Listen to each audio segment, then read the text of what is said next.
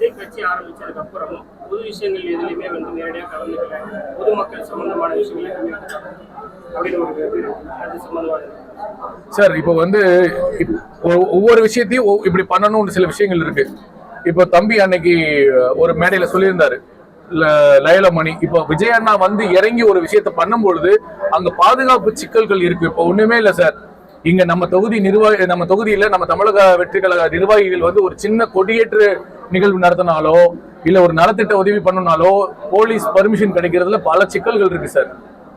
அப்போ அதுல சில கருத்துக்கள் இருக்கு. அது உண்மைத்தன்மை எனக்கு தெரியல. ஆனா பெரும்பான்மையா மறுக்கப்படுவது என்பது உண்மை. எங்க தமிழக வெற்றி கழகத்தோட கழக தோழர்கள் செய்யக்கூடிய நலத்திட்ட உதவிகளுக்கோ நிகழ்ச்சிகளுக்கோ காவல்துறை பெரும்பான்மையா பெர்மிஷன் கொடுக்கறது இல்ல. அது உண்மையான தகவல். அது மாதிரி இப்ப அண்ணன் வந்தாருன்னா என்ன வந்து பாதுகாப்பு கொடுக்க முடியும்? அண்ணனை பார்க்கணும்னு சொல்லிட்டு ஏதாவது ஒரு அசம்பாவிதம் நடந்துடக்கூடாதுன்றதுக்காக தான் சார் அவர் இருக்காரு. ஃபியூச்சர்ல கண்டிப்பா இறங்குவார் சார். எல்லாம் வெளியே வந்து இந்த படத்தை முடிச்சுட்டு இன்னும் நிறைய வரும்போது சுற்றுப்பயணம் ஒவ்வொன்றா பண்ண போறாரு. அதை கண்டிப்பா வருவார் சார். தமிழ்நாட்டுல வந்து போதை பொருட்கள் வந்து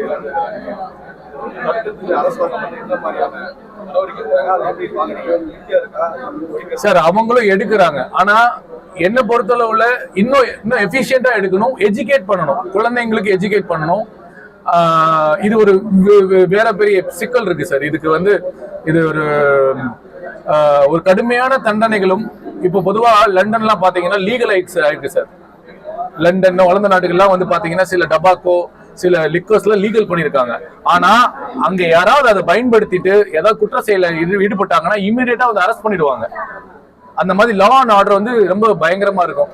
நம்ம ஊர்லயே அந்த மாதிரி கடுமையான தண்டனைகள் வரும்பொழுது இது குறையும் நினைக்கிறேன். இன்னும் கவர்மெண்ட் அதிகமா கவனம் செலுத்தணும் நான் இது மூலியமா கேட்டுக்கிறேன் சார்.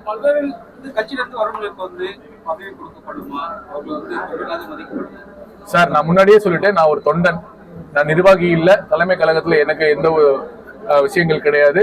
ஆனா புசியானந்தன் சொன்ன மாதிரி இங்க 20 வருஷமா 30 வருஷமா தம்பி அண்ணன் தம்பி எல்லாருமே வேலை செஞ்சிருக்காங்க. நாங்களா இப்பதான் புதுசா வந்திருக்கோம். அவங்களுக்கு கொடுப்பதுதான் மரியாதை. சீனியருக்கு தான் ஃபர்ஸ்ட் மரியாதை கொடுக்கணும். அதுக்காக புதுசா வரவங்களுக்கு யாரு கொடுக்கலன்னு அவர் சொல்லவே இல்லை. எந்த பேட்டியிலயோ எந்த ஒரு இடத்துலயோ புசியானந்தன் புதுசா வரவங்களுக்கு நாங்க பதவி கொடுக்க மாட்டோம்னு சொல்ல இவர்களுக்கு கொடுத்து விட்டு புதுசா வரவர்களுக்கு நாங்கள் பார்த்து பண்றோம்னு சொல்லியிருக்காரு சார். எல்லாமே ஃபியூச்சர்ல வரும் சார். எல்லாமே இந்த பேட்டியில சொல்லிட்டா அதுக்கு தகுதி இல்ல. அதுக்கு நான் அது பதில் சொல்றதுக்கு என்கிட்ட இல்ல சார். அவர் அண்ணன் சொல்லணும்.